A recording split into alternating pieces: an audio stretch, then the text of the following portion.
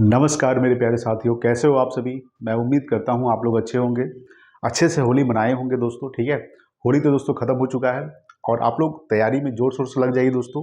ठीक है, अब से क्लास यहाँ पे रेगुलर होगा और आज हम मध्य निषेध के प्रीवियस ईयर सवालों को डिस्कस करने वाले हैं जो सभी एग्जाम के लिए इंपॉर्टेंट है। वो चाहे बिहार दरोगा हो, चाहे बिहार पुलिस हो, या फिर बिहार एसएससी हो, या फिर बीपीएससी हो, सभी एग्जाम के लिए इंपॉर्टेंट है दोस्तों। वीडियो को पूरा देखिएगा। ठीक है, तो शुरू करते हैं आज की क्लास सबसे पहला सवाल से। देखिए, सबसे पहला है कि तरंगों के दो क्रमागत शिखरों के बीच क्षैतिज दूरी क्या है। ठीक है दोस्तों, तो तरंगों के बीच दो क्रमागत शिखरों की क्षैतिज दूरी तरंगदैर्घ्य है। क्या है? तरंगदैर्घ्य। ठीक है, ध्यान रखिएगा। तरंगदैर्घ्य याद रखिएगा कि लाल रंग का तरंगदैर्घ्य सबसे अधिक होता है। ठीक है, ये आपको ध्यान रखिए दोस्तों कि लाल रंग का जो तरंगदैर्घ्य होता है वो सबसे अधिक होता है। पूछेगा कि किसका सबसे अधिक होता है, तो लाल रंग का तरंगदैर्घ्य सबसे अधिक होता है। और सबसे जो कम होता है वो ध्यान रखिएगा, सबसे कम बैगनी का होता है। सबसे कम बैगनी।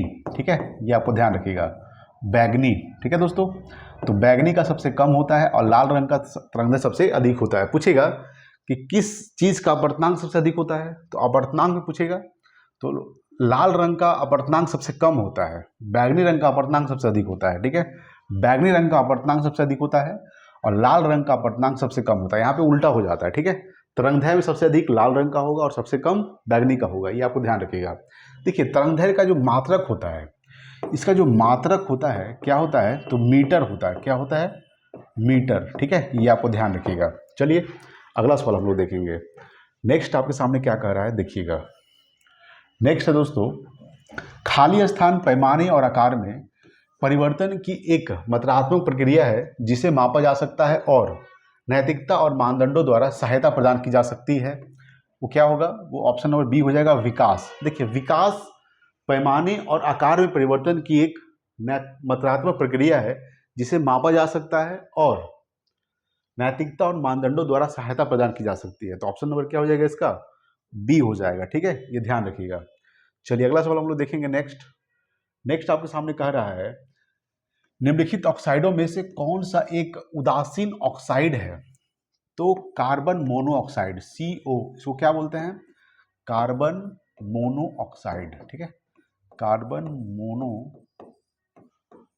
ऑक्साइड। ठीक है, ये ध्यान रखिएगा, कार्बन मोनोऑक्साइड ये क्या है दोस्तों? तो ये एक उदासीन ऑक्साइड है, CO। ठीक है, CO2 क्या हो जाएगा? Carbon dioxide. ठीक है, ये आपको ध्यान रखिएगा। तो ऑप्शन नंबर इसका क्या हो जाएगा? ए हो जाएगा। चलिए अगला सवाल हम लोग देखेंगे। नेक्स्ट है कि लेड नाइट्राइड के अपघटन अभिक्रिया के दौरान जो भूरे रंग का धुआं देखा जाता है वह किस गैस का होता है? ठीक है, वो किस गैस का होता है दोस्तों? तो नाइट्रोजन डाइऑक्साइड गैस का होता है। ठीक है, जिसको हम लोग N2O बोलते हैं। क्या बोलते हैं? N2O। इसको नाइट्रस ऑक्साइड भी बोलते हैं।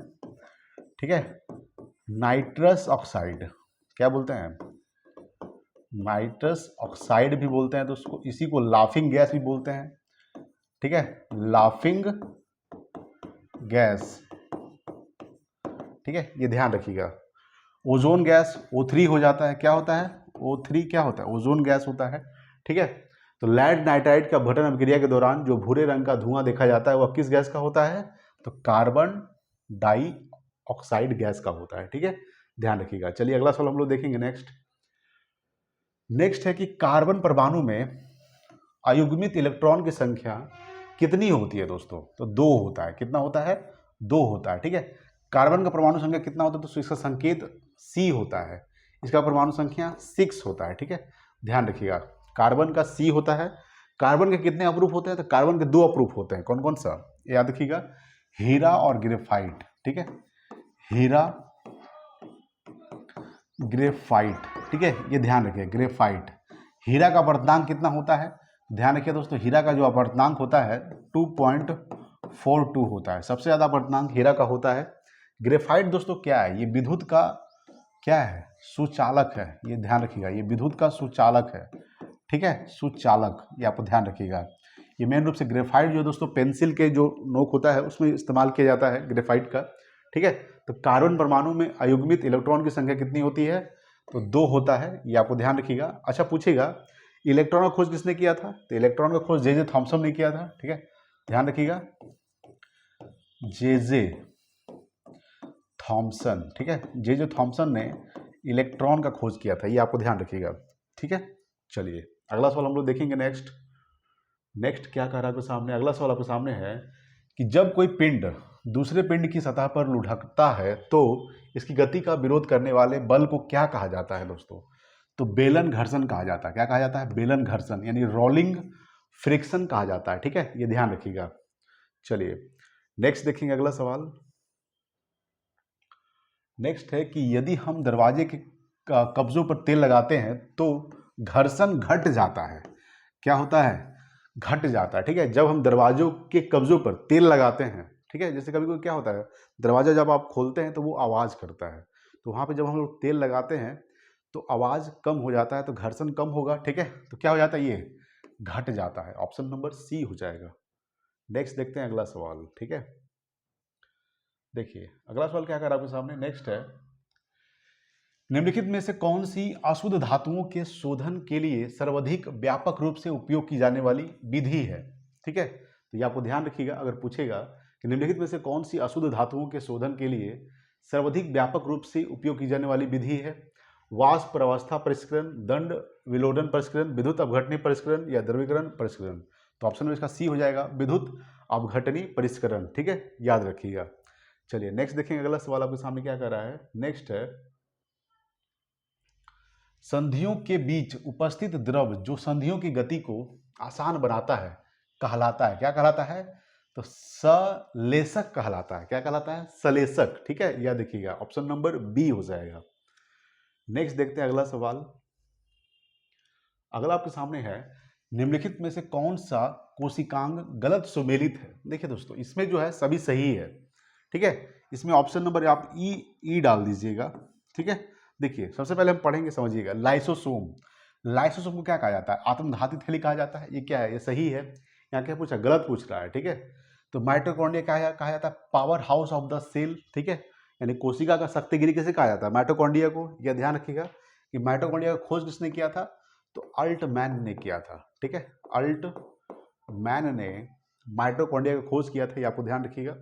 रसधानी को कहा जाता है संग्रहण थैली कहा जाता है। प्लाज्मा झिल्ली को क्या कहा जाता है? कोशिका का रक्षक कहा जाता है। यानी सभी सही है, तो इनमें से कोई नहीं। ठीक है, गलत कौन है? यहाँ इसमें डाल दीजिएगा, इनमें से, यहाँ पे डाल सकते हैं आप ऑप्शन ई में, इनमें से कोई नहीं, यानी सभी क्या है? सही है, गलत कोई नहीं है। ठीक है, ठीक है दोस्तों, तो यहाँ पे ऑप्शन डालना गलत हो गया है। ठीक है, ये ध्यान रखिएगा। तो ये आपको ध्यान रखना है कि लाइसोसोम को आत्मघाती थैली कहा जाता है, माइटोकॉन्ड्रिया को powerhouse of the cell कहा जाता है, राजधानी को संग्रहण थैली कहा जाता है, और प्लाज्मा झिल्ली को कोशिका का रक्षक कहा जाता है। ठीक है, ये आपको ध्यान रखिएगा। और माइटोकॉन्ड्रिया खोज किसने किया था? तो अल्टमैन ने किया था, ये आपको ध्यान रखिएगा।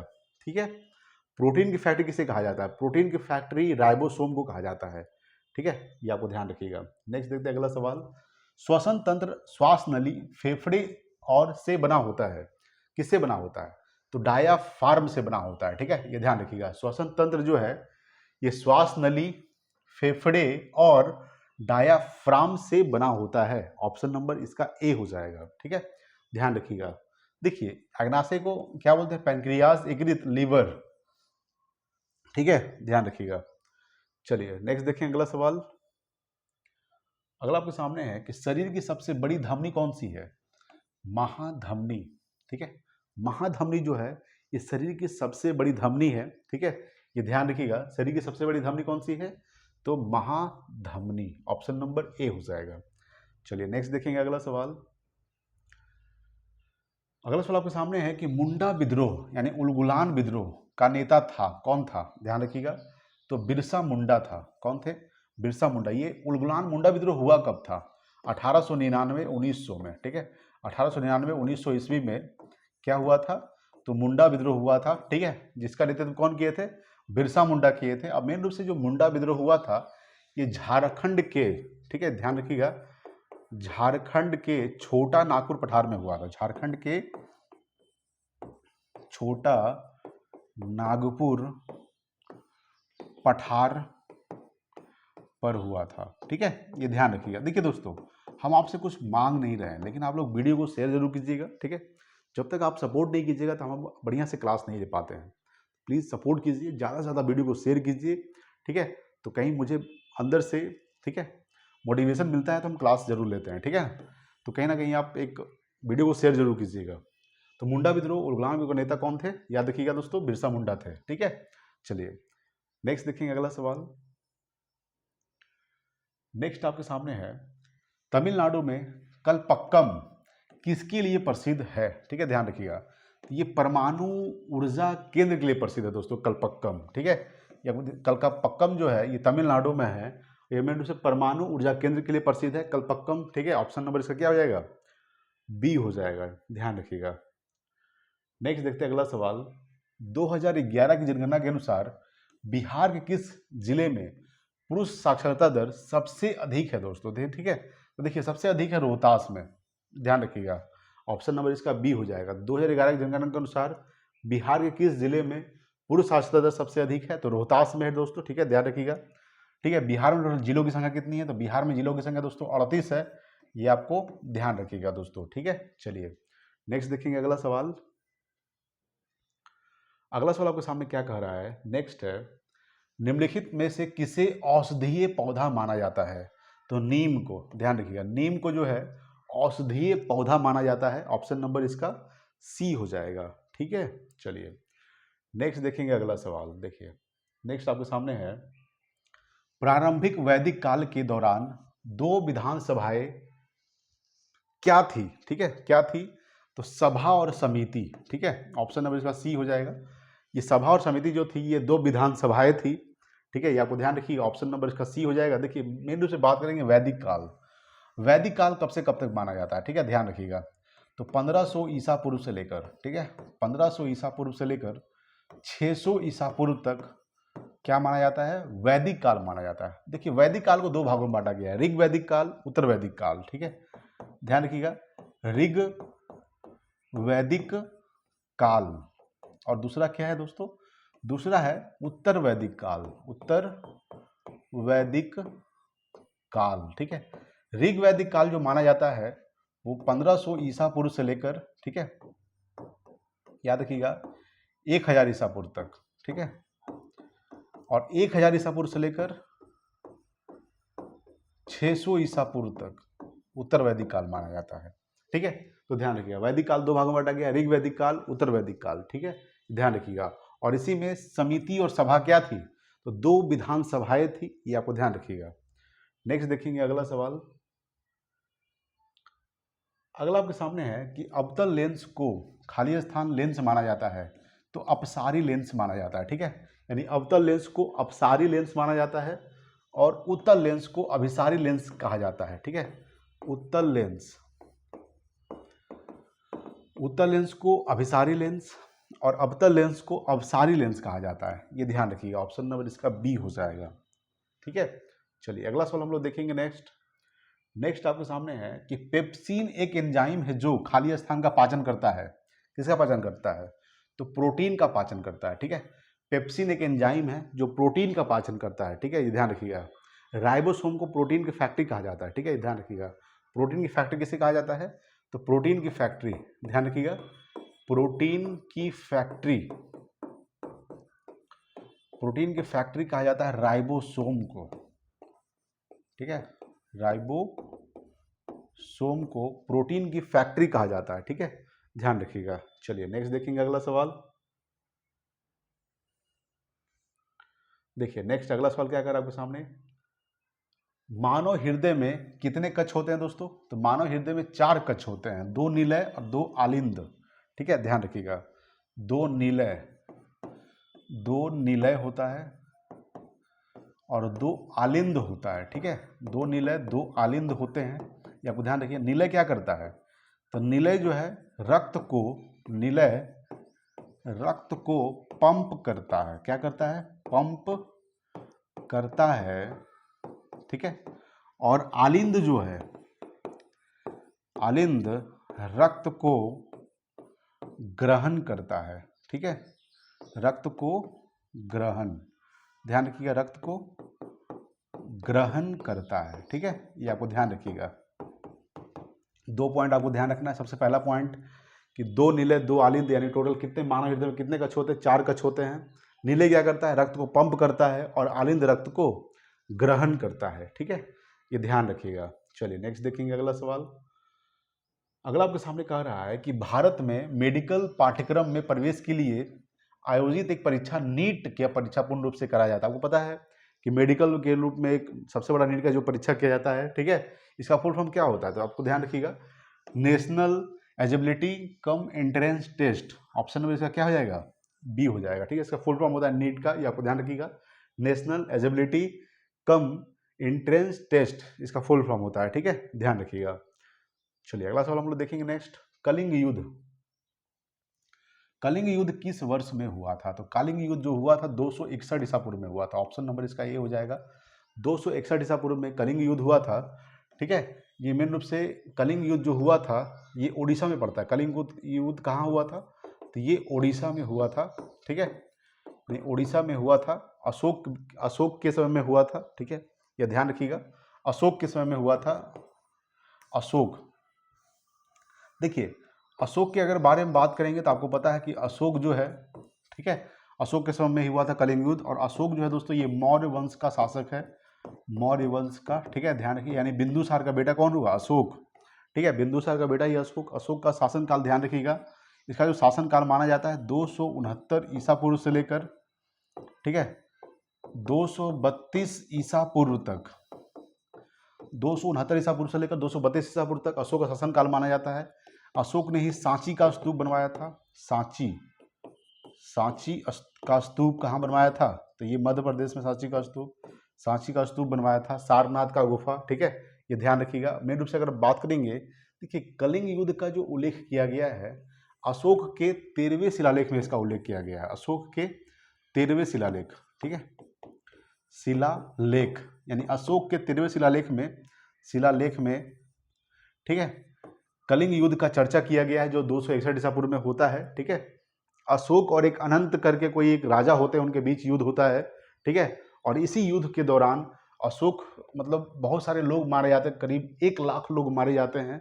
और इसी युद्ध से आहत होकर अशोक जो है बौद्ध धर्म को ग्रहण कर लेता है। कौन से धर्म को ग्रहण करता है अशोक, तो अशोक जो है बौद्ध धर्म को ग्रहण करता है, ठीक है, ये आपको ध्यान रखिएगा, ये बौद्ध धर्म को ग्रहण कर लेते हैं और बौद्ध धर्म के अनुसार ये काम करते हैं, ठीक है। और बौद्ध धर्म का बहुत ज़्यादा प्रसार भी करते हैं। इनका एक बेटा बेटी होता है संघमित्रा, ठीक है, महेंद्र और संघमित्रा करके होता है, वही क्या करते हैं तो बौद्ध धर्म का प्रसार करते हैं, ठीक है, ये आपको ध्यान रखिएगा दोस्तों। चलिए नेक्स्ट देखेंगे अगला सवाल आपके सामने है दोस्तों।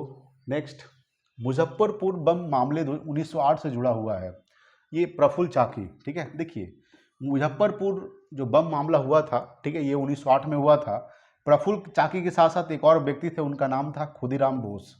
क्या नाम था, खुदीराम बोस। ये दोनों ने मिलकर खुदीराम बोस, यानी उस समय जो राजा थे, ठीक है, उस समय अंग्रेज जी थे, अंग्रेज की गाड़ी के ऊपर उन्होंने बम फेंक दिया था, ठीक है, जिसमें 2 महिलाओं की हत्या हो गई थी, 2 महिलाएं मारी गई थी, ठीक है। इसी के दौरान जब इनको पकड़ने के लिए भेजा गया तो प्रफुल्ल चाकी आत्महत्या कर लेता है और खुदीराम बोस पकड़ा जाते हैं, ठीक है, और खुदीराम बोस को फांसी दे दिया जाता है। इनको फांसी दे दिया जाता है कब, तो 1908 में ही इनको फांसी दे दिया जाता है। मात्र ये 18 वर्ष को होते हैं, कितने वर्ष के, 18 वर्ष के होते हैं खुदीराम बोस, जो शहीद हो जाते हैं यानी कि मारे जाते हैं, ठीक है। और प्रफुल्ल चाकी क्या करता है, ये खुद आत्महत्या कर लेता है, ठीक है। लेकिन खुदीराम बोस जब पकड़ाता है तो इनको फांसी दे दिया जाता है 1908 में, और 18 वर्ष के होते खुदीराम बोस, ठीक है। ये दोनों क्या करता है, बम जो है गाड़ी के ऊपर फेंक देता है, तो 2 महिलाएं लगभग मारी जाती है, ठीक है। तो याद रखिएगा मुजफ्फरपुर में ये कांड होता है। कहाँ होता है, मुजफ्फरपुर, ये कहाँ पड़ता है आपको, तो पेन गिर गया, ठीक है। देखिए तो मुजफ्फरपुर बम कांड जो 1908 में हुआ था, ठीक है, ध्यान रखिएगा। उसके बाद बात करेंगे, पेन गिर गया दोस्तों, सवाल आ सकता है एग्जाम में, इसीलिए इस पर फोकस कीजिएगा। देखिए ये मुजफ्फरपुर कहाँ पड़ता है दोस्तों, तो ये बिहार में है। कहाँ है, बिहार में, ठीक है, ये ध्यान रखिएगा। चलिए अगला सवाल हम लोग देखेंगे नेक्स्ट।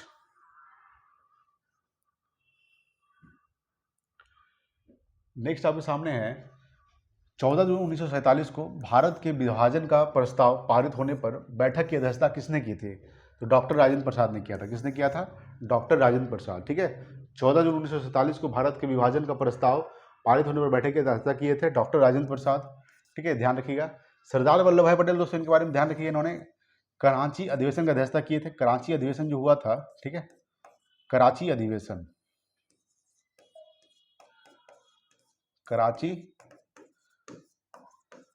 अधिवेशन, ठीक है, कराची अधिवेशन 1931 में हुआ था। तो कराची अधिवेशन की अध्यक्षता किए थे सरदार वल्लभ भाई पटेल, ये आपको ध्यान रखिएगा। जवाहरलाल नेहरू, इन्होंने लाहौर अधिवेशन की अध्यक्षता किए थे। पंडित जवाहरलाल नेहरू ने लाहौर अधिवेशन, लाहौर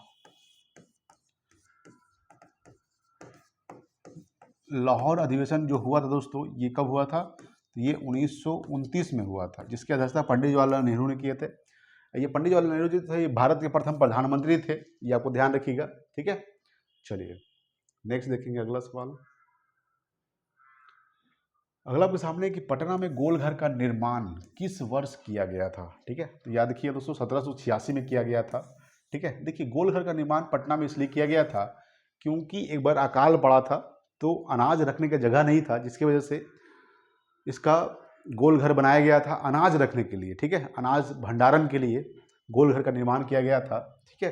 1786 में किया गया था, और कहाँ किया गया था? तो पटना में किया गया था दोस्तों। अभी भी गोलघर है, तो आप जाकर वहाँ पे देख सकते हैं, ठीक है।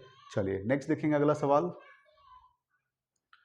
नेक्स्ट आपके सामने है कि कौन सा हार्मोन थायराइड ग्रंथि को थायरोक्सिन स्रावित करने के लिए उत्तेजित करता है दोस्तों? तो TSH, TSH जो है दोस्तों, ये पिट्यूटरी ग्रंथि से स्रावित होता है।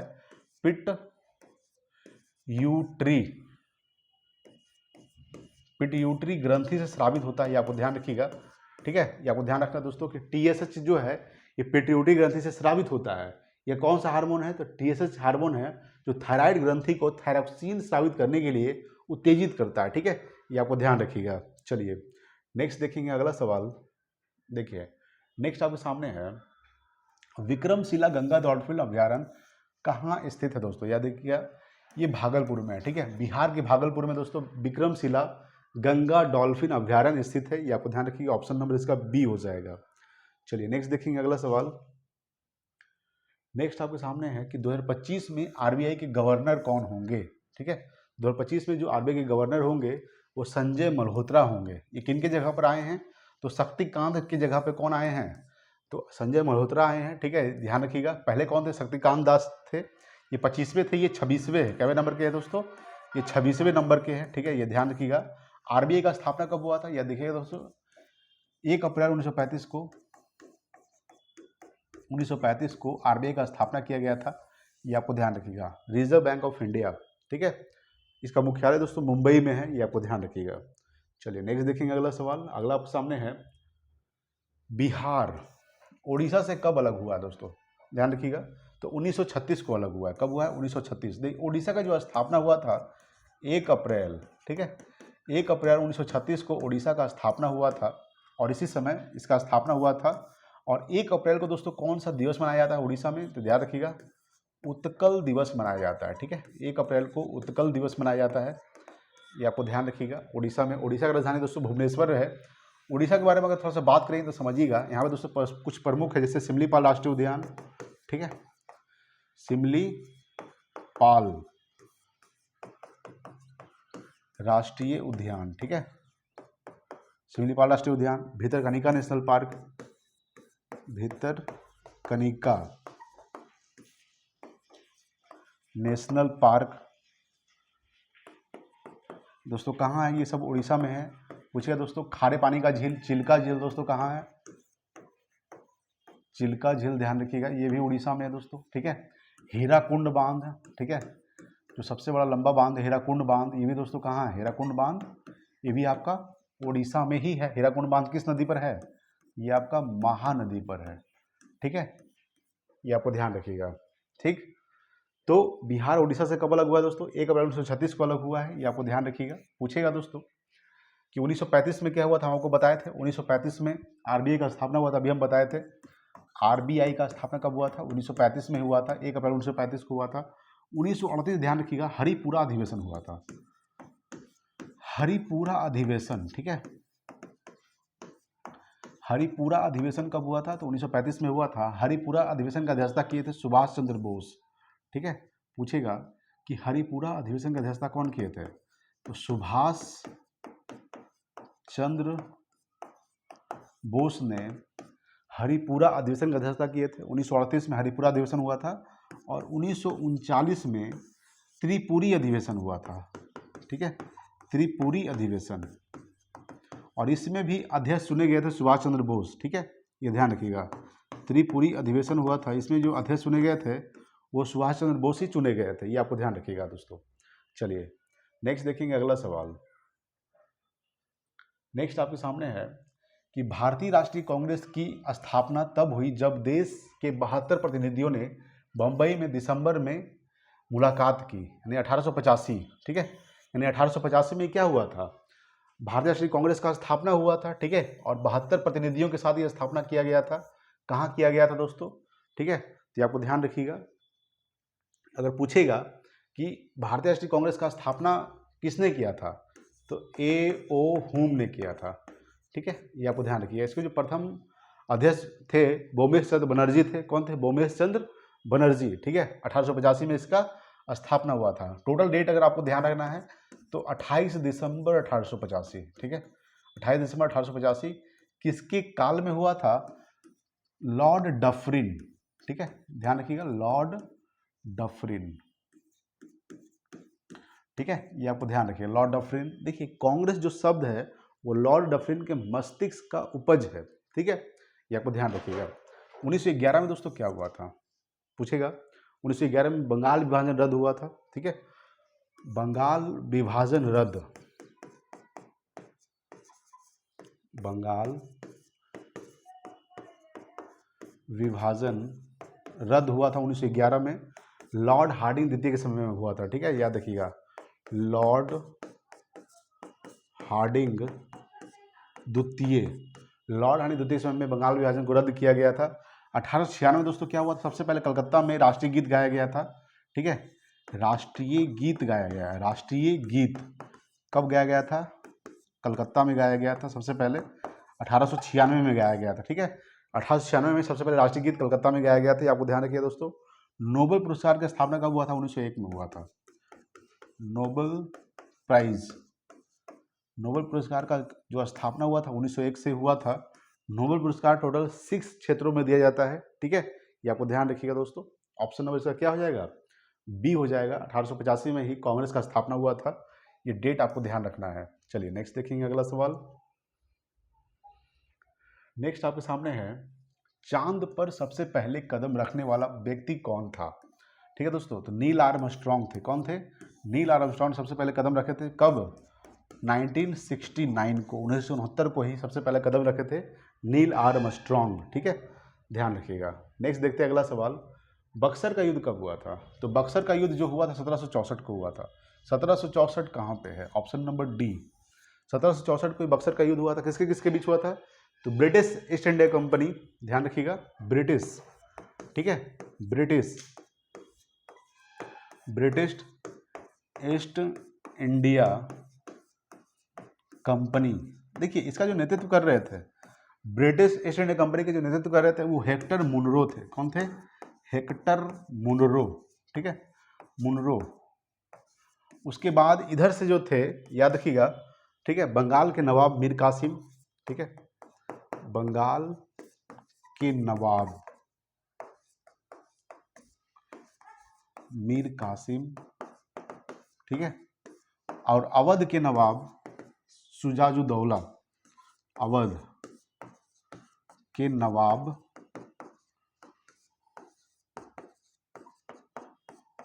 उद्दौला। ठीक है, याद रखिएगा। और मुगल सम्राट, याद रखिए दोस्तों, ब्रिटिश इंडिया कंपनी के तरफ से जो थे हेक्टर मुनरो थे, और बंगाल के नवाब मीर कासिम, अवध के नवाब सुजाउद्दौला। ठीक है, और पूछेगा उसके बाद मुगल सम्राट शाह आलम द्वितीय। ठीक है, मुगल सम्राट शाह आलम द्वितीय इन सेनाओं के बीच हुआ था, यानी इसके बीच और इसके बीच हुआ था। इधर से जो लड़ रहे थे बंगाल के नवाब मीर कासिम, ठीक है, ध्यान रखिएगा, अवध के नवाब सुजाउद्दौला और मुगल सम्राट शाह आलम द्वितीय के सेना थे, और उधर से अकेला था ब्रिटिश ईस्ट इंडिया कंपनी यानी हेक्टर मुंडो इसका नेतृत्व कर रहे थे। तो जीता कौन था? जीता था इन्हीं लोग ने जीत गया था। ठीक है, ये आपको ध्यान रखिएगा। तो 1764 में ही बक्सर का युद्ध हुआ था और इसी बक्सर के युद्ध के बाद मेन रूप से अंग्रेज क्या करने लगे, पूरा मेन रूप से भारत पे कब्जा करने लगे और कहीं ना कहीं बेजोड़ रूप से भारतीयों के साथ अत्याचार करना शुरू कर दिए। ठीक है, ये आपको ध्यान रखिएगा। कुछ कुछ आपको ध्यान रखना, जैसे पूछेगा हल्दी घाटी का युद्ध कब हुआ था। ठीक है, हल्दी घाटी का युद्ध, हल्दी घाटी का युद्ध हुआ था 1576 को। हल्दी घाटी का युद्ध हुआ था 1576 में हुआ था। ठीक है, पूछेगा हल्दी घाटी का युद्ध, प्लासी का युद्ध। ठीक है, प्लासी का युद्ध कब हुआ था? 1757 को। 1757 को प्लासी का युद्ध हुआ था। 1576 को हल्दी घाटी का युद्ध हुआ था। 1764 को बक्सर का युद्ध हुआ था। पानीपत का पहला युद्ध 1526, दूसरा युद्ध 1556, तीसरा युद्ध 1761। ठीक है, ये तीनों युद्ध आपको ध्यान रखना है।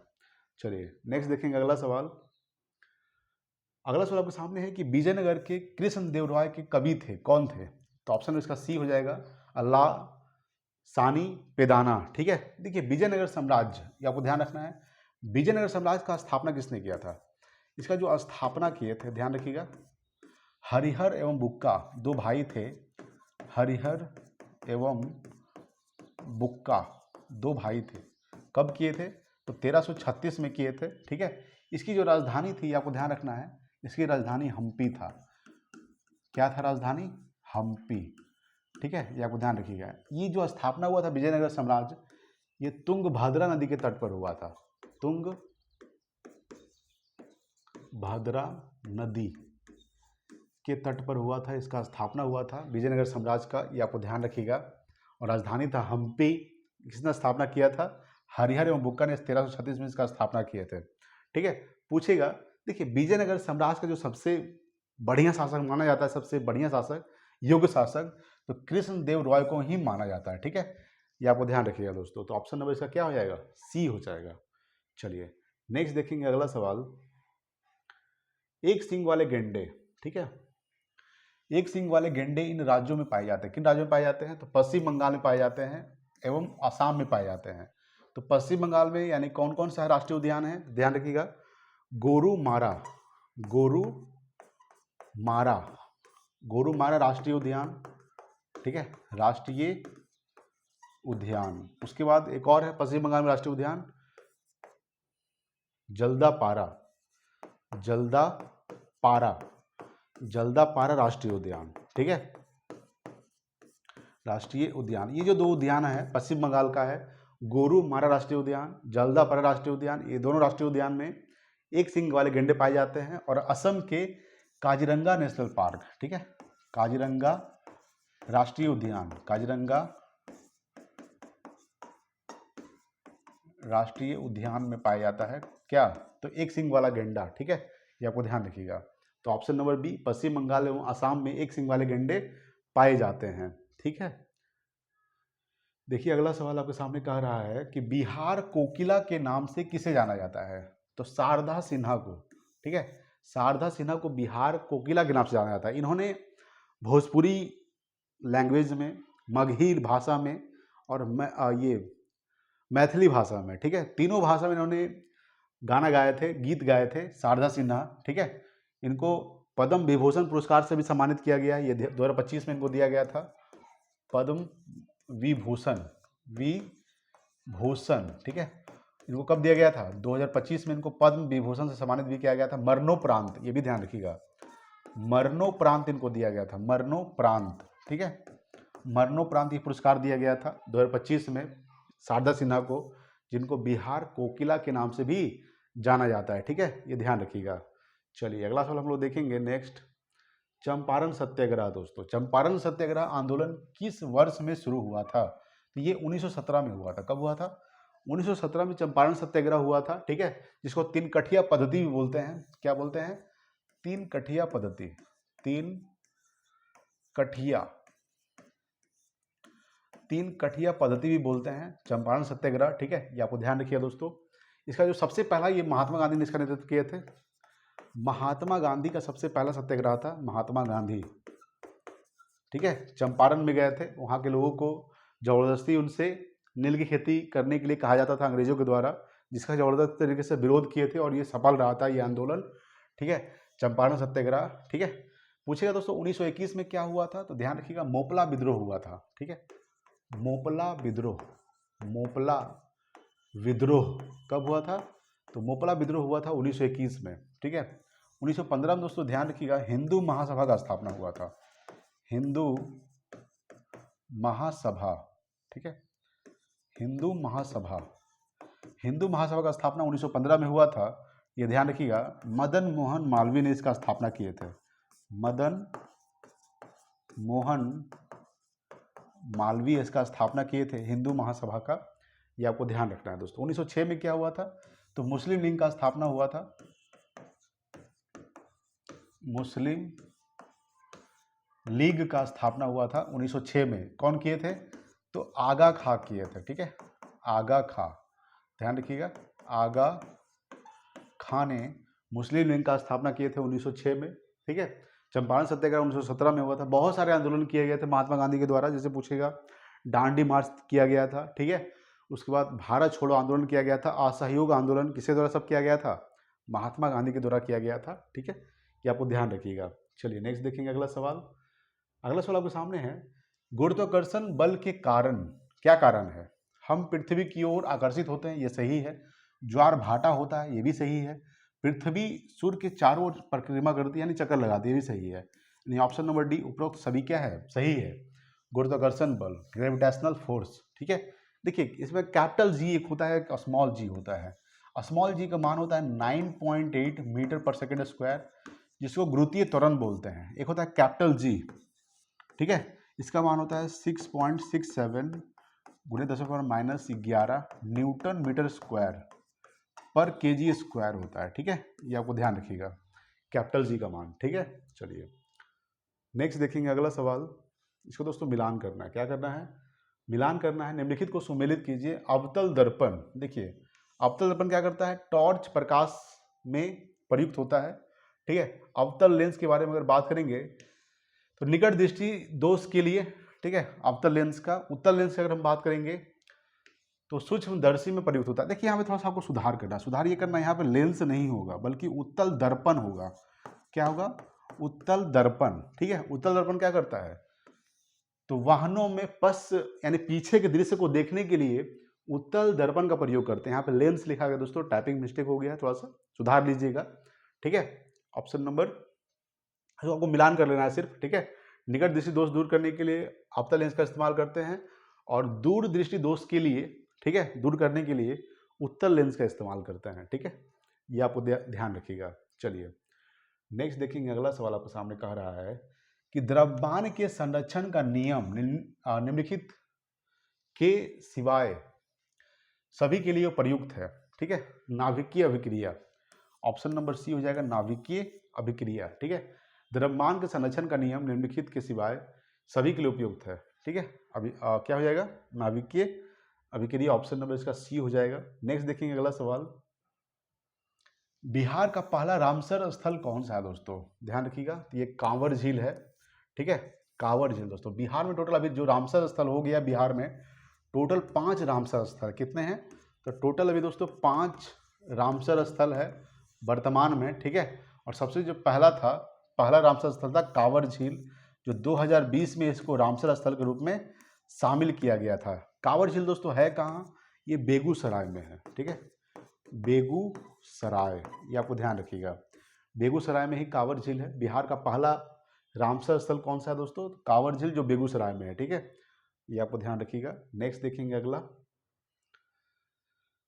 आपके सामने है, निम्नलिखित में से कौन सा कथन सत्य नहीं है, ठीक है। देखिए सबसे पहले बात करेंगे यहाँ पे, प्रायः धातुएं अम्लों से अभिक्रिया नहीं करती, ये सही है, ठीक है, ये सत्य है। अधात्विक ऑक्साइड प्रकृति से क्षारीय होते हैं, दोस्तों ऑप्शन नंबर बी ही गलत है। देखिए अधात्विक ऑक्साइड जो होते हैं ये प्रकृति से क्षारीय नहीं बल्कि अम्लीय होते हैं। क्या होते हैं, अम्लीय, ठीक है। यहाँ पे ऑप्शन नंबर बी गलत है, याद रखिएगा। चलिए नेक्स्ट देखेंगे अगला सवाल। अगला सवाल आपके सामने है कि पृथ्वी की सतह पर जी, स्मॉल जी का माध्य मान क्या, अभी हम आपको बताए थे 9.8 आपको दोस्तों यहाँ पे देखना है, यहाँ पे मीटर पर सेकंड है, मीटर पर सेकंड स्क्वायर है और स्क्वायर है सेकंड है, ठीक है। तो वो बढ़िया से देखना है। यहाँ पर ऑप्शन नंबर सी हो जाएगा 9.8 मीटर पर सेकंड स्क्वायर, ये जी का मान होता है, ठीक है। और स्मॉल जी का मान, आपको कैपिटल जी का मान अभी जस्ट बताए थे 6.67 गुणे 10⁻⁻11 न्यूटन मीटर स्क्वायर पर केजी स्क्वायर, ठीक है। ये किसका मान होता है? कैपिटल जी का मान होता है, ठीक है, गुरुत्वाकर्षण नियतांक। चलिए नेक्स्ट देखेंगे अगला सवाल। अगला है कि निम्नलिखित में से कौन प्रदीप्ति की एसआई इकाई है, ठीक है दोस्तों, लक्स है, ठीक है। ज्योति तीव्रता का एसआई मात्रक लुमेन होता है, याद रखिएगा, ज्योति तीव्रता, ज्योति तीव्रता का जो मात्रक होता है एसआई मात्रक लुमेन होता है। वाट होता है, शक्ति का एसआई मात्रक क्या होता है? तो शक्ति का जो एसआई मात्रक वाट होता है, ठीक है, ध्यान रखिएगा। जूल जो है दोस्तों ये कार्य और ऊर्जा का एसआई मात्रक है, कार्य या फिर ऊर्जा का एसआई मात्रक क्या होता है? जूल होता है। दाब का एसआई मात्रक क्या होता है? दाब का, ठीक है, दाब का एसआई मात्रक पास्कल होता है, ठीक है, क्या होता है? पास्कल, ठीक है। बल का एसआई मात्रक न्यूटन होता है, बल का एसआई मात्रक क्या होता है? तो न्यूटन, न्यूटन, ठीक है, न्यूटन होता है। दाब का एसआई मात्रक, बल का एसआई मात्रक न्यूटन होता है, ठीक है, ये ध्यान रखिएगा। और विद्युत धारा का एसआई मात्रक क्या होता है? एम्पियर होता है, ठीक है। चलिए नेक्स्ट देखेंगे अगला सवाल। उस सिद्धांत की खोज किसने की जिसने बताया कि वस्तु पर उत्प्लावन बल उस वस्तु द्वारा विस्थापित द्रव के भार के बराबर होता है? तो आर्किमिडीज का सिद्धांत आप लोग जानते ही होंगे, ठीक है, आर्किमिडीज का सिद्धांत आप लोग जानते ही होंगे। ऑप्शन नंबर इसका डी हो जाएगा। चलिए नेक्स्ट देखेंगे अगला सवाल। आपके सामने कह रहा है निम्न में से किस जाति यानी स्पीसीज में ब्राह् निषेचन होता है? दोस्तों मेढक में होता है, मेढक में ही ब्राह् निषेचन होता है। ऑप्शन नंबर सी हो जाएगा, ठीक है। देखिए मेढक जो है दोस्तों ये उभयचर प्राणी है, उभयचर, उभयचर प्राणी दोस्तों कौन? तो आपका मेढक, ठीक है। ये किस जाति में ब्राह् निषेचन होता है? तो मेढक में, ऑप्शन नंबर सी। नेक्स्ट देखते हैं अगला सवाल। देखिए नेक्स्ट आपके सामने है निम्नलिखित में से कौन से प्राथमिक वायु प्रदूषक होते हैं? प्राथमिक वायु प्रदूषक, ठीक है, ये ध्यान रखिएगा। तो सल्फर, सल्फर डाइऑक्साइड और नाइट्रोजन ऑक्साइड, ये क्या है? प्राथमिक वायु प्रदूषक है, ऑप्शन नंबर ए। चलिए नेक्स्ट देखेंगे अगला सवाल। पानी का पीएच मान होता है, पानी का पीएच मान क्या है दोस्तों? तो 7 होता है। देखिए 0 से लेकर दोस्तों 14 के बीच होता है, ठीक है, याद रखिएगा, बीच में आता है 7। 7 से अगर कम होगा तो ये दोस्तों अम्लीय होता है, ठीक है, और 7 से अगर अधिक होगा तो ये क्षारीय होता है, याद रखिएगा। अगर 7 होता है तो दोस्तों ये क्या होगा? उदासीन होगा, ठीक है, ये ध्यान रखिएगा, क्या होगा? उदासीन। तो जो पानी का पीएच मान 7 है ये क्या है? उदासीन है, ठीक है। जैसे पूछेगा रक्त का पीएच मान क्या है, तो रक्त का जो पीएच मान होता है ये क्या होता है? 7.4 होता है। तो ये क्या होगा? क्षारीय होगा, क्योंकि 7 से अधिक है। कितना अधिक है? तो 0.4 अधिक है, ठीक है, समझ में आ रहा होगा, ठीक है। तो क्या है? ये क्षारीय है, ठीक है। पीएच का फुल फॉर्म क्या होता है? याद रखिएगा, पावर ऑफ हाइड्रोजन, ठीक है, पावर ऑफ हाइड्रोजन, ध्यान रखिएगा, ठीक है, पावर ऑफ हाइड्रोजन, ये पीएच का फुल फॉर्म होता है। चलिए नेक्स्ट देखेंगे अगला सवाल।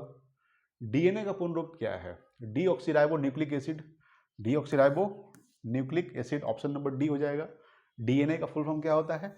डीऑक्सीराइबो न्यूक्लिक एसिड, ठीक है। फ्रेडरिक मीसर, ठीक है, फ्रेडरिक मीसर जो थे इन्होंने डीएनए का खोज किए थे, ठीक है। डीएनए कौन कौन खोज किए थे? तो फ्रेडरिक मीसर ने डीएनए का खोज किए थे। Deoxyribo nucleic acid full form होता है इसका। अब हम लोग देखेंगे नेक्स्ट। देखिए विटामिन सी है, क्या है ये? एस्कॉर्बिक अम्ल है। क्या है? एस्कॉर्बिक अम्ल, यानी विटामिन सी का रसायन नाम होता है एस्कॉर्बिक एसिड। विटामिन सी की कमी से कौन सा रोग होता है? तो स्कर्वी रोग होता है, ध्यान रखिएगा। स्कर्वी जो रोग होता है ये विटामिन सी की कमी से होता है, ये आपको ध्यान रखना है दोस्तों, पूछेगा। विटामिन ए का रसायन नाम क्या होता है? ठीक है, तो रेटिनॉल होता है, याद रखिएगा। विटामिन ए का रसायन नाम रेटिनॉल। विटामिन बी का रसायन नाम क्या होता है? यानी B1 इसी को बोल सकते हैं। विटामिन B1 का रसायन नाम थायमीन, ठीक है। विटामिन सी का रसायन नाम हम देख लिया स्कॉर्बिक अम्ल। विटामिन डी का रसायन नाम क्या होता है? कैल्सीफिरॉल, ठीक है, कैल्सीफेरॉल, ये विटामिन डी का रसायन नाम होता है, ये आपको ध्यान रखिएगा। पूछेगा आपसे विटामिन ई का रसायन नाम क्या होता है? विटामिन ई का रसायन नाम होता है टेकोफिरॉल, टेकोफिरॉल होता है, ठीक है, ये ध्यान रखिएगा। विटामिन के का रसायन नाम क्या होता है? फिलोक्विनोन, फिलोक्विनोन, ठीक है, ये विटामिन के का रासायनिक नाम होता है, ठीक है। देखिए विटामिन ए की कमी से रतौंधी होता है, ठीक है, ये आपको ध्यान रखिएगा। विटामिन बी वन की कमी से कौन सा रोग होता है? बेरी होता है। विटामिन बी वन की कमी से बेरी, विटामिन डी की कमी से रिकेट्स होता है, विटामिन ई की कमी से बांझपन होता है, और विटामिन के की कमी से रक्त का थक्का ना जमना, ठीक है, और विटामिन सी की कमी से अस्कर्वी रोग होता है, मसूड़ों से खून निकलना, ये विटामिन सी की कमी से होता है, ठीक है, ये आपको ध्यान रखिएगा। चलिए नेक्स्ट देखेंगे अगला सवाल, बल का एसआई इकाई क्या है? तो न्यूटन है। देखिए डेसिबल होता है ध्वनि की तीव्रता, ध्वनि तीव्रता का मात्रक क्या होता है? डेसिबल ध्वनि तीव्रता का ऐसा मात्रक क्या होता है दोस्तों? तो डेसिबल होता है, ठीक है। हर्ट्ज जो है ये आवृत्ति का ऐसा मात्रक होता है, हर्ट्ज, ठीक है, आवृत्ति का ऐसा मात्रक क्या होता है? हर्ट्ज होता है। डायोप्टर लेंस की क्षमता का ऐसा मात्रक क्या होता है? लेंस की शक्ति का ऐसा मात्रक, लेंस की शक्ति का ऐसा मात्रक क्या होता है? तो डायोप्टर होता है। बल का ऐसा मात्रक क्या होता है? न्यूटन होता है, ठीक है, ध्यान रखिएगा। चलिए नेक्स्ट देखेंगे अगला सवाल, नागी बांध पक्षी अभयारण्य भारत के किस राज्य में स्थित है?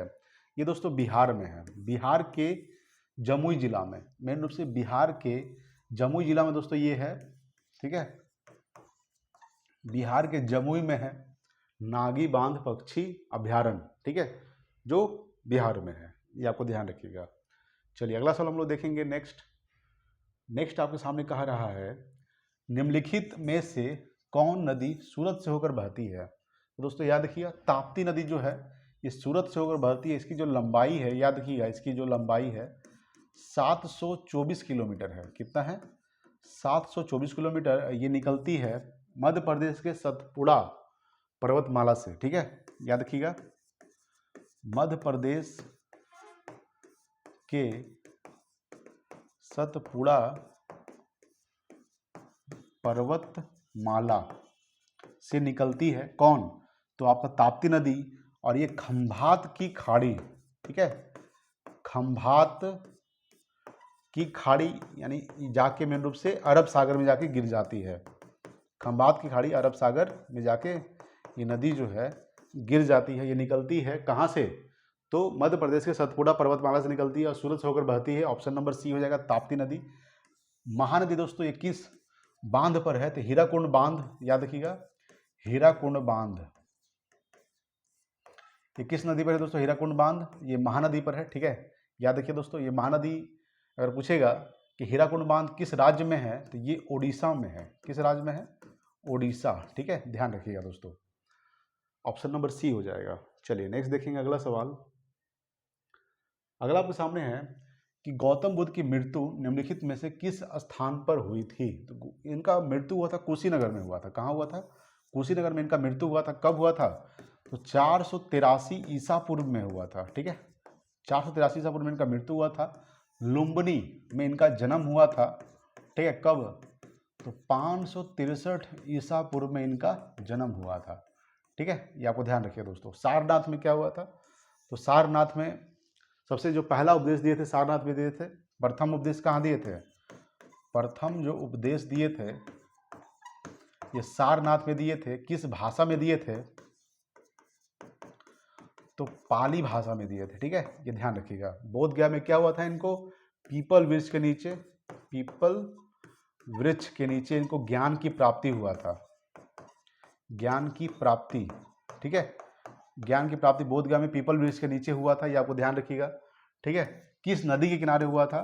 तो निरंजना नदी, ठीक है, निरंजना नदी, जिसको वर्तमान में फल्गु नदी के नाम से जाना जाता है। फल्गु नदी के नाम से जाना जाता है वर्तमान में निरंजना नदी को, ठीक है। गौतम बुद्ध के बचपन का क्या नाम था? इनके बचपन का नाम दोस्तों याद रखिएगा, सिद्धार्थ था, ठीक है, सिद्धार्थ इनके बचपन का नाम था, ये आपको ध्यान रखना है, ठीक है। चलिए नेक्स्ट देखेंगे अगला सवाल। अगला सवाल आपके सामने है, भारत यूएन संबंधों के संदर्भ में कितने सतत विकास लक्ष्यों को प्राप्त करना है? तो 17 सतत विकास लक्ष्यों को प्राप्त करना है। कब तक? 2030 तक। कब तक? 2030 तक। ठीक है, ध्यान रखिएगा। चलिए नेक्स्ट देखेंगे अगला सवाल। अगला है कि निम्नलिखित में से कौन सा शासक पल्लव वंश का संस्थापक था? तो सिंह विष्णु। सिंह विष्णु ने पल्लव वंश का स्थापना किए थे। तो पल्लव वंश का स्थापना कब हुआ था? तो 560 ईस्वी में हुआ था पल्लव वंश का स्थापना, जो सिंह विष्णु ने किए थे। देखिए पल्लव वंश का जो सबसे शक्तिशाली शासक, सबसे बढ़िया शासक माना जाता है, वो महेंद्र वर्मन प्रथम को माना जाता है। ठीक है, ये आपको ध्यान रखिएगा दोस्तों। और इसकी जो राजधानी थी पल्लव वंश का, कांचीपुरम था। क्या था? कांचीपुरम। कांचीपुरम इसकी राजधानी थी पल्लव वंश का। ठीक है, चलिए नेक्स्ट देखेंगे अगला सवाल। अगला आपके सामने है कि यूनेस्को से क्या तात्पर्य है? ठीक है, यूनेस्को का फुल फॉर्म क्या होता है? ध्यान रखिएगा दोस्तों, यूनेस्को का जो फुल फॉर्म होता है, संयुक्त राष्ट्र शैक्षिक, वैज्ञानिक और सांस्कृतिक संगठन। ठीक है, ये ऑप्शन नंबर क्या हो जाएगा? सॉरी, ऑप्शन नंबर इसको अगर हम देख सकते हैं तो ऑप्शन नंबर बी होगा, संयुक्त राष्ट्रीय शैक्षिक, वैज्ञानिक और सांस्कृतिक संगठन। देखिए यूनेस्को का फुल फॉर्म क्या होता है? UNESCO, United Nations educational, scientific and culture organisation. ठीक है, United Nations educational, scientific and culture organisation इसका फुल फॉर्म होता है। ठीक है, इसका स्थापना हुआ था यूनेस्को का, ठीक है, ध्यान रखिएगा, 1945 में इसका स्थापना हुआ था। 1945 ईस्वी में। इसका जो हेडक्वार्टर है, मुख्यालय है, कहाँ है?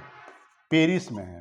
ठीक है, फ्रांस की राजधानी पेरिस में इसका मुख्यालय है, ये आपको ध्यान रखना है। चलिए नेक्स्ट देखेंगे अगला सवाल। नेक्स्ट आपके सामने है कि निम्नलिखित में से कौन स्वतंत्र भारत का पहला शिक्षा मंत्री था? मौलाना अबुल कलाम आज़ाद। ठीक है, मौलाना अबुल कलाम आज़ाद जो थे, ये पहले स्वतंत्र भारत के प्रथम शिक्षा मंत्री थे। ठीक है, ये आपको ध्यान रखिएगा दोस्तों। ये कब से कब तक थे?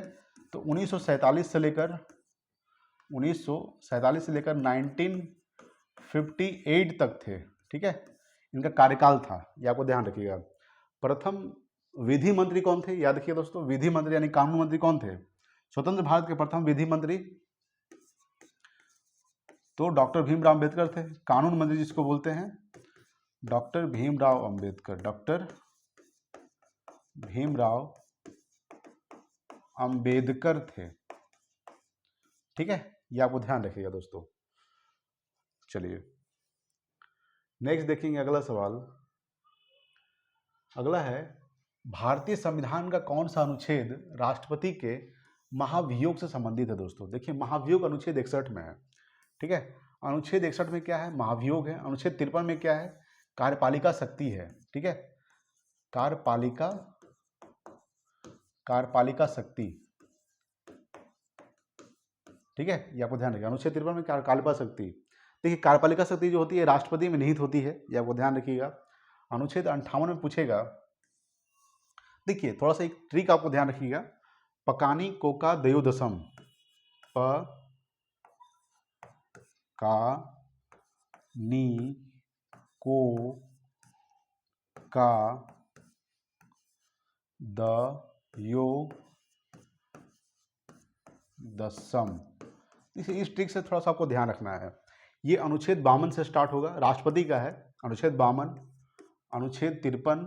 ठीक है, यहाँ पे हम लिख देते हैं अनुच्छेद 54, अनुच्छेद 55, अनुच्छेद 56, अनुच्छेद 57, ये अनुच्छेद 58 है। ठीक है, और अनुच्छेद 59 है, अनुच्छेद 60। ठीक है, अनुच्छेद 60 और अनुच्छेद 61। ठीक है, देखिए सबसे पहले दोस्तों याद रखिए, राष्ट्रपति का पद है, पास से क्या हो जाएगा? राष्ट्रपति का पद। ठीक है, देखिए यहाँ पे सभी राष्ट्रपति का है। ठीक है, तो सिर्फ हम राष्ट्रपति छोड़ के सब कुछ लिखेंगे, यहाँ पद हो जाएगा। राष्ट्रपति का पद अनुच्छेद 52 में है। अनुच्छेद 53 में क्या है दोस्तों? राष्ट्रपति कार्यपालिका शक्ति, अभी हम लिखे थे अनुच्छेद 52 यहाँ पे, सॉरी अनुच्छेद 53 क्या, अनुच्छेद 53 क्या लिखे थे? कार्यपालिका शक्ति। अनुच्छेद 53 में क्या हो जाएगा? कार्यपालिका शक्ति। ठीक है, उसके बाद दोस्तों यहाँ पे ध्यान रखिएगा, निर्वाचन है। अनुच्छेद 54 में क्या है? राष्ट्रपति का निर्वाचन। ठीक है, राष्ट्रपति का निर्वाचन। ये आपको ध्यान रखना है, पकानी कोका दयो दसम, ये ट्रिक है, ये आपको थोड़ा सा ध्यान रखिएगा। ठीक है दोस्तों, निर्वाचन यानी राष्ट्रपति का निर्वाचन, कोटा यानी राष्ट्रपति को कुछ कोटा दिया गया है। ठीक है, ये ध्यान रखिए, राष्ट्रपति को कुछ कोटा दिया गया है, आपको ध्यान रखिएगा। इस बोलता है कि मेरा कोटा फुल हो गया, ठीक है, तो वो आपको ध्यान है, राष्ट्रपति का कोटा। उसके बाद दोस्तों का से कार्यकाल, ठीक है, यानी राष्ट्रपति का जो कार्यकाल है ये अनुच्छेद 56 में है। ठीक है, अनुच्छेद 57 में दोस्तों क्या है, दशा शर्त बोल सकते हैं, क्या बोल सकते हैं, सॉरी, अनुच्छेद 57 में दोबारा निर्वाचन, यानी राष्ट्रपति जो है ये दोबारा निर्वाचन हो सकता है, दोबारा निर्वाचन। ठीक है, ये ध्यान रखिएगा, दोबारा निर्वाचन अनुच्छेद 57 में है। अनुच्छेद 58 में योग्यता है, देखिए यहाँ पे अनुच्छेद 58 लिखा हुआ है, हम यहाँ पे लिख देते हैं राष्ट्रपति की योग्यता, यानी क्या क्या योग्यता होनी चाहिए राष्ट्रपति बनने के लिए। सबसे पहले राष्ट्रपति बनने के लिए आपको 35 वर्ष होनी चाहिए। ठीक है, उसके बाद आप किसी भी लाभ के पद पर ना हो, आप भारत के नागरिक हो। ठीक है, लोकसभा का सदस्य भी होना चाहिए। ठीक है, तो ये है योग्यता, यो से क्या हो जाएगा, योग्यता, यहाँ पे लिख देते हैं योग्यता। ठीक है, अनुच्छेद 58। अनुच्छेद 59 में है दोस्तों, दशा बोल सकते हैं या फिर शर्त बोल सकते हैं, कुछ शर्त है अनुच्छेद 59 में, राष्ट्रपति का शर्त। अनुच्छेद 60 में दोस्तों शपथ, क्या है, शपथ। और अनुच्छेद 61 में आपको बताया अभी महाभियोग। ठीक है, महाभियोग। ठीक है, तो महाभियोग की जो प्रक्रिया अनुच्छेद 61 में है, तो अनुच्छेद 61 में क्या है, महाभियोग। फिर से देख लेते हैं, पकानी कोका दयो दसम। ठीक है, प से पद, राष्ट्रपति का पद, अनुच्छेद 52। अनुच्छेद 53 में क से कार्यपालिका। अनुच्छेद 54 में नी से निर्वाचन। अनुच्छेद 55 में को से कोटा। अनुच्छेद 56 में का से कार्यकाल। अनुच्छेद 57 में द से दोबारा निर्वाचन हो सकता है राष्ट्रपति। अनुच्छेद 58 में योग्यता है।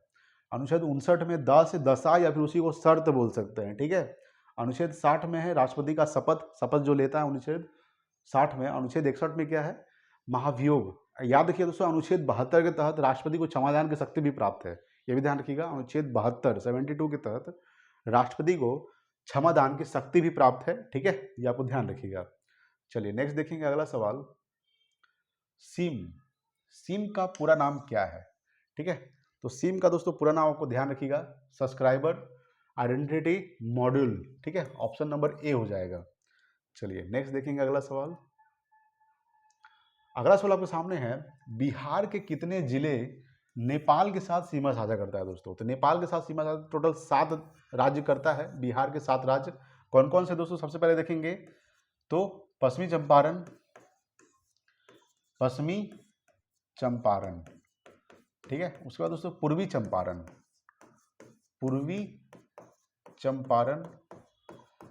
उसके बाद आपका सुपौल। ठीक है, अररिया। ठीक है, सुपौल हो गया, सीतामढ़ी। ठीक है, सीतामढ़ी। कितना हो गया, 1 2 3 4 5, एक छठा हो जाएगा किशनगंज। ठीक है, कितना हो गया, 6 हो गया। एक और कौन सा है, ठीक है, पश्चिमी चंपारण, पूर्वी चंपारण, सुपौल, अररिया, सीतामढ़ी, किशनगंज। एक आपका दोस्तों मधुबनी है, क्या है, तो मधुबनी। तो टोटल 7 राज्य जो है, ठीक है, बिहार के 7 जिला टोटल नेपाल के साथ सीमा साझा करता है। नेपाल का राजधानी दोस्तों क्या है, काठमांडू। ठीक है, काठमांडू नेपाल की राजधानी है। ठीक है, ये आपको ध्यान रखिएगा, काठमांडू क्या है, नेपाल की राजधानी है दोस्तों। और सार्क का मुख्यालय कहाँ है, तो सार्क का जो मुख्यालय, ये नेपाल की राजधानी काठमांडू में, इसका स्थापना 1985 में हुआ था। ठीक है, सार्क का। चलिए नेक्स्ट देखेंगे अगला सवाल। अगला आपके सामने है, बिहार के निम्नलिखित में से किस जिले में सोना पाया जाता है दोस्तों। तो सबसे ज़्यादा जमुई में पाया जाता है सोना। ठीक है, जमुई में क्या पाया जाता है, सबसे ज़्यादा सोना पाया जाता है, ये आपको ध्यान रखिएगा।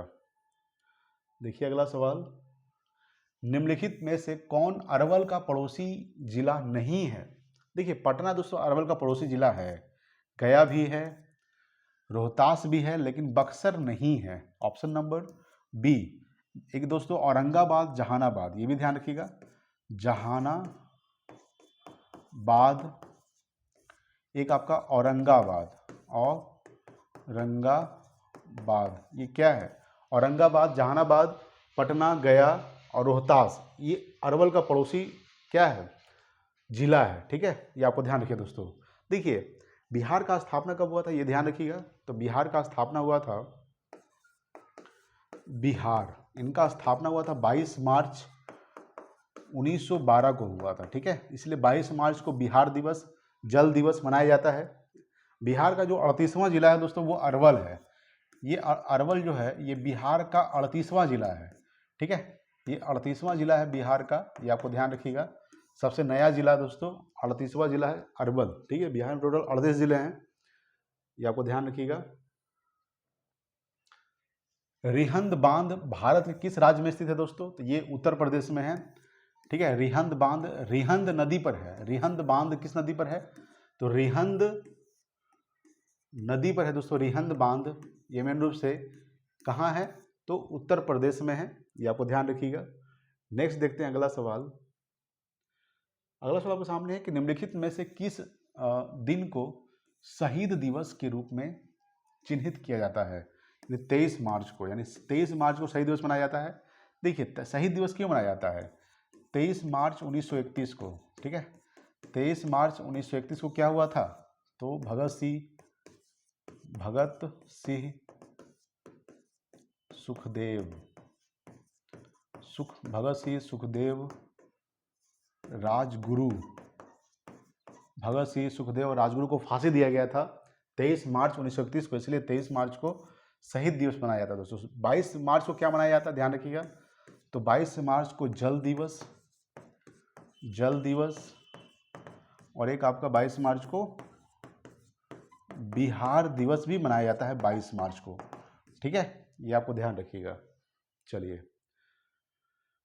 नेक्स्ट देखेंगे अगला सवाल आपके सामने। नेक्स्ट है कि किस संविधान संशोधन के द्वारा भारतीय संविधान की 8वीं अनुसूची में बोडो, डोगरी, मैथिली और संथाली भाषाओं को जोड़ा गया था। देखिए सबसे पहले बात करेंगे 92 संविधान संशोधन के द्वारा। ये जो हुआ था ये 2003 में हुआ था।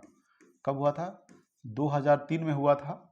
92 संविधान संशोधन 2003 के तहत 4 भाषा को जोड़ा गया था। बोडो जो असम की भाषा है, डोगरी ये जम्मू कश्मीर की भाषा है और मैथिली तो बिहार की है, और संथाली जो संथाल जनजाति के जो लोग होते हैं वो संथाली भाषा बोलते हैं।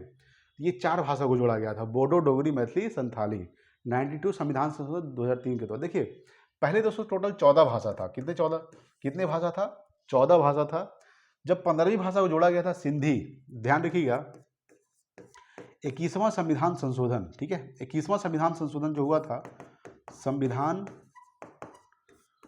संशोधन, ठीक है, 21वां संविधान संशोधन कब हुआ था, तो 1967 के तहत। 21वां संविधान संशोधन 1967 के तहत किस भाषा को जोड़ा गया था, तो सिंधी भाषा को जोड़ा गया था। ठीक है, ध्यान रखिएगा। उसके बाद दोस्तों 71वां संविधान संशोधन हुआ।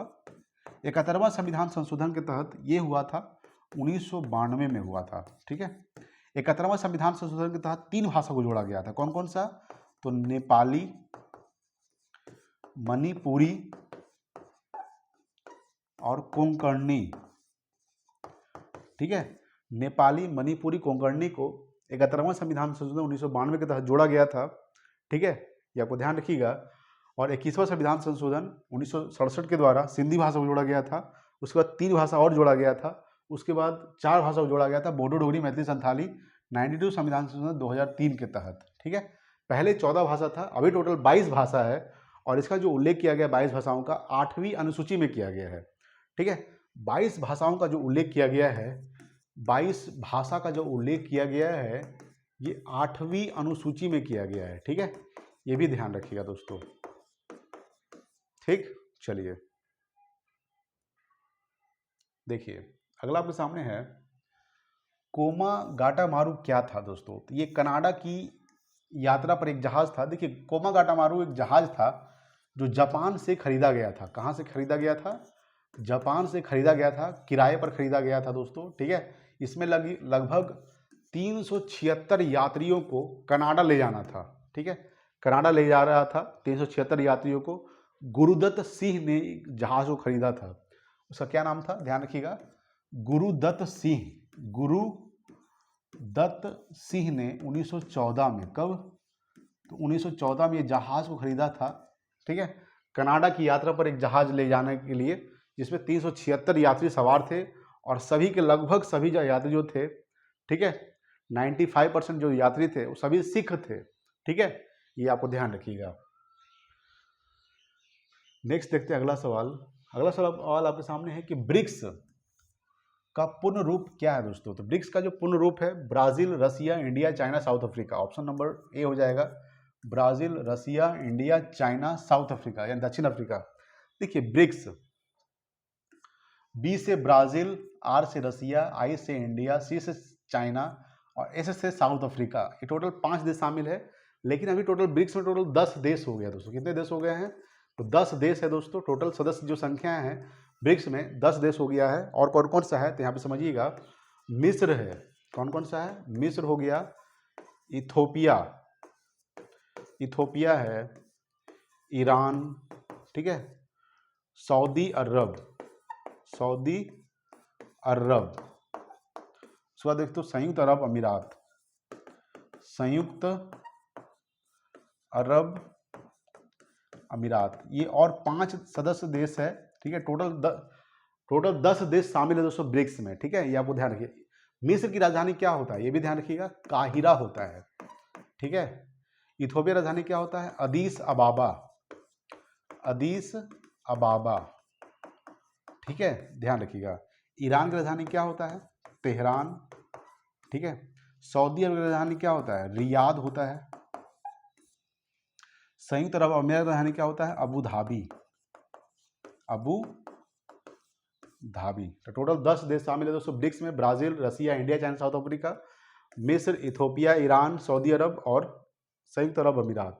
ठीक है दोस्तों। देखिए दोस्तों अगला सवाल क्या कर आपके सामने, नेक्स्ट है, महात्मा गांधी जी ने किस गोलमेज सम्मेलन में भाग लिया था। तो द्वितीय गोलमेज सम्मेलन में भाग लिए थे महात्मा गांधी ने। देखिए 3 गोलमेज सम्मेलन हुआ था, तीनों का तीनों जो गोलमेज सम्मेलन हुआ था लंदन में हुआ था। जो पहला गोलमेज सम्मेलन हुआ था, ध्यान रखिएगा, ये 1930 में हुआ था। दूसरा गोलमेज सम्मेलन ध्यान रखिएगा दोस्तों 1931 में हुआ था। और तीसरा जो गोलमेज सम्मेलन हुआ था ये 1932 में हुआ था। तीनों गोलमेज सम्मेलन में कौन भाग लिए थे, तीनों गोलमेज सम्मेलन में डॉक्टर भीमराव अम्बेडकर भाग लिए थे। डॉक्टर भीमराव अंबेडकर, ठीक है, यानी तीनों गोलमेज सम्मेलन में भाग लिए थे 1931। तीनों गोलमेज सम्मेलन कौन, डॉक्टर भीमराव अंबेडकर, इन्होंने तीनों गोलमेज सम्मेलन में भाग लिए थे। ठीक है, ये ध्यान रखिएगा। और सिर्फ महात्मा गांधी जो थे वो द्वितीय गोलमेज सम्मेलन में भाग लिए थे जो 1931 में हुआ था। ठीक है, ये आपको ध्यान रखिएगा। चलिए, बिहार की राजधानी क्या है, देखिए बिहार की राजधानी क्या है दोस्तों। तो आपको पता है बिहार की राजधानी पटना है। और पटना जो है ये गंगा नदी किनारे है। ठीक है, गंगा नदी, इसकी जो लंबाई गंगा नदी की कितनी है, तो 2525 किलोमीटर है। 2525 किलोमीटर इसकी लंबाई है। ये आपको ध्यान रखिएगा। देखिए बिहार के बारे में कुछ समझते हैं। सबसे पहले बात करेंगे बिहार का स्थापना कब हुआ था। ठीक है, इसका स्थापना ध्यान रखिएगा, स्थापना 22 मार्च 1912 को बिहार का स्थापना हुआ था। बंगाल से अलग होकर बिहार का स्थापना किया गया था 22 मार्च 1912 को, इसलिए 22 मार्च को बिहार दिवस मनाया जाता है। ठीक है, ये आपको ध्यान रखना। तो बिहार में लोकसभा सीट कितनी है दोस्तों, तो बिहार में जो लोकसभा सीट है 40 है। राज्यसभा सीट कितनी है, तो 16 राज्यसभा सीट है। ठीक है, विधानसभा कितनी सीट है दोस्तों, बिहार में विधानसभा कितनी सीट है, तो बिहार में विधानसभा सीट की 243 है। और विधान परिषद की सीट कितना है, 75। विधान परिषद की जो सीट है वो 75 है। ठीक है, ये ध्यान रखिएगा। बिहार में जिलों की संख्या कितनी है, बिहार में जिला है 38 जिला है। बिहार में प्रमंडल 9 प्रमंडल है। प्रमंडलों की संख्या कितनी है, तो 9 प्रमंडल है बिहार में। ठीक है, या बिहार का जो राष्ट्रीय पक्षी है वो गोरैया है। ठीक है। राष्ट्रीय पक्षी अगर पूछेगा, राष्ट्रीय पक्षी गोरैया, गोरैया, ठीक है, ये राष्ट्रीय पक्षी है दोस्तों गोरैया, बिहार का, ठीक है। तो ये आपको ध्यान रखना है। बिहार की राजधानी क्या है दोस्तों? पटना। चलिए नेक्स्ट देखेंगे अगला सवाल। अगला आपके सामने है कि भागीरथी नदी पर निर्मित टिहरी बांध निम्नलिखित में से किस राज्य में स्थित है दोस्तों? तो ये उत्तराखंड में है। टिहरी बांध दोस्तों उत्तराखंड में है, ठीक है। टिहरी बांध जो किस नदी पर है? भागीरथी नदी पर है दोस्तों। देखिए उत्तराखंड का स्थापना कब हुआ था? याद रखिए दोस्तों 9 नवंबर 2000 ईस्वी को हुआ था। 9 नवंबर 2000 ईस्वी को उत्तराखंड का स्थापना हुआ था, उत्तर प्रदेश से अलग होकर, ठीक है। देखिए 2000 ईस्वी को 3 राज्य का स्थापना हुआ था। सबसे पहले 1 नवंबर 2000 ईस्वी को छत्तीसगढ़ का स्थापना हुआ था, छत्तीसगढ़ का स्थापना हुआ था, ठीक है। उसके बाद 9 नवंबर 2000 ईस्वी को उत्तराखंड का स्थापना हुआ था। उसके बाद 15 नवंबर 2000 ईस्वी को झारखंड का स्थापना हुआ था, ठीक है। झारखंड बिहार से अलग हुआ था, छत्तीसगढ़ मध्य प्रदेश से अलग हुआ था और उत्तराखंड यूपी से अलग होकर बना था, ठीक है। ये आपको ध्यान रखिएगा। तो भगीरथी नदी निर्मित टिहरी बांध, ठीक है, ये ध्यान रखिएगा। तो दोस्तों ने टोटल प्रश्नों को डिस्कस कर लिया है दोस्तों, ठीक है। लगभग सभी प्रश्नों को हम लोग डिस्कस कर चुके हैं। वीडियो कैसा लगा हो, ठीक है, अगर अच्छा लगा प्लीज़ लाइक कीजिए, शेयर कीजिए अपने दोस्तों के पास ज़बरदस्त तरीके से। जब तक आपका सपोर्ट बढ़िया से नहीं मिलेगा तब तक मज़ा नहीं आएगा, ठीक है। तो शेयर कीजिए दबा के हर जगह, Facebook, Twitter, WhatsApp, Instagram, Telegram, सभी जगह फैला दीजिए, ठीक है। तो वीडियो अगर अच्छा लगा प्लीज़ लाइक कीजिए, शेयर कीजिए अपने दोस्तों के पास। Thanks for watching. जय हिंद, वंदे मातरम।